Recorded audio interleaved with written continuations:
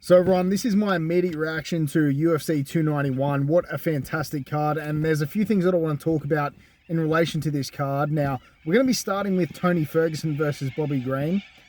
Now, look, let's be completely honest. After that performance, I think that it is pretty clear that Tony Ferguson's career is actually done. You know, 5 fights in a row. This is 6 fights in a row that he's lost. And he's only looked progressively worse as he's continued. You know, if he can't beat someone like Bobby Green, and to get dominated in the fashion that he did is just incredibly disappointing.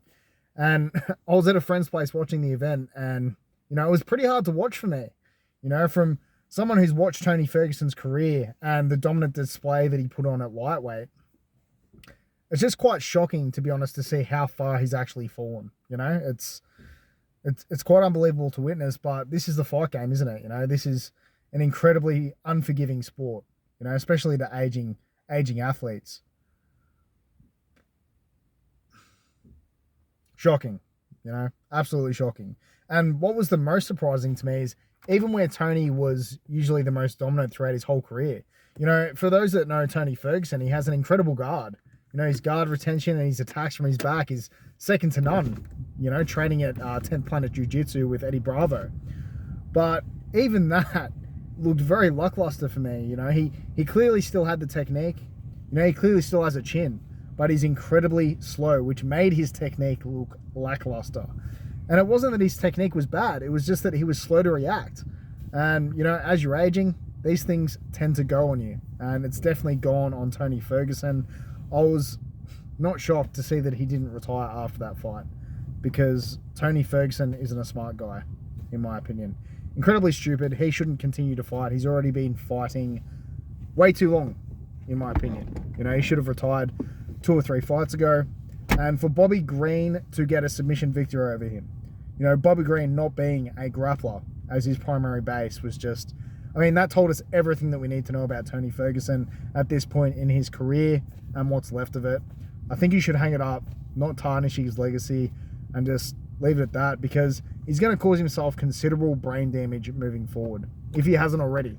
You know, he's never been the type of guy to, you know, not take punishment throughout his career. He's always been getting hit a lot.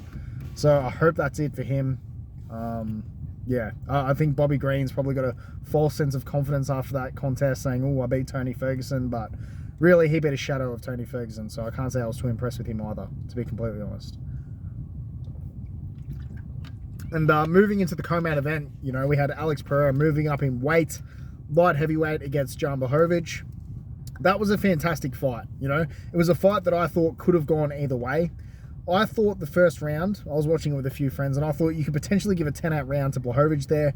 Completely dominated the round. You know, dominated him from pillar to post within that contest. Wasn't close to me that first round, but I could see a scenario where you would give the last 2 rounds to Alex Pereira. But, you know, not Alex Pereira, but Jan Blachowicz, he had a game plan and he stuck to it, you know. Obviously, his game plan was to grapple Alex Pereira and exhaust him that way. But Alex Pereira, you know, he showed us something. You know, he showed us that he did have a good enough grappling defense to be able to, you know, stop these onslaughts of attacks and other, you know, potential challenges that he might face within the light heavyweight division within the grappling. He's shown that he can hang there, so he's definitely a massive problem for anyone within that light heavyweight division. I think it was a fantastic debut. I'm not upset with the decision, even though I thought, you know, Blachowicz did enough to win, because incredibly close, you know. If it would have gone to Alex Pereira or Blachowicz, I wouldn't have been disappointed either way, so I'm not disappointed with the decision. Just a fantastic fight, you know. All the fans won on that one. And then into the main event, you know, that was absolutely shocking to me. You know, we expected violence. You know, I expected this to be the most violent fight on the card and of 2023, and it delivered within that fashion. You know, Justin Gaethje scoring a beautiful head kick KO. I've been seeing a really good trend of this lately, you know, of obviously, as we know, Kamaru Usman getting head kicked by Leon Edwards, where he hid the kick behind the left hand. Justin Gaethje just did a complete 180 on that and hit it with the other hand, you know, and hit Dustin Poirier with a beautiful head kick. Dustin didn't see it coming, you know. It's a fantastic performance by Justin Gaethje. I mean, I don't think I've seen Dustin Poirier get KO'd like that since he was KO'd at featherweight against Conor McGregor. So it was incredibly impressive by Justin Gaethje. I assume that he'll be facing the winner of Islam Makhachev versus Charles Oliveira, obviously at the next pay-per-view between those two.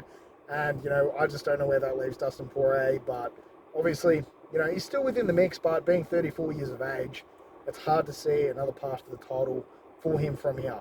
You know, as he's getting up to, what, 35, 36 before he gets another title shot. To me, this was his last real shot to actually win the championship. I'm not saying he's not good enough at this point in his career, but after, you know, having a loss, you sort of have to climb your way back up, and he'll be a bit older by then. But fantastic event. I can't wait to see, you know, Justin Gaethje face the winner of Islam versus Oliveira. Out of everyone in the lightweight division, I give Justin Gaethje the best chance of beating Islam Makhachev because, you know, he is no Khabib to me. He's no Khabib, obviously very talented, but I think Justin Gaethje, being a fantastic wrestler and a devastating striker, is going to present the most challenges for him. But that's all from me. Thanks so much for tuning in, everyone. If you do like the content, subscribe to the channel. Really does help me out. And I'll catch you all later. Take care. Ciao.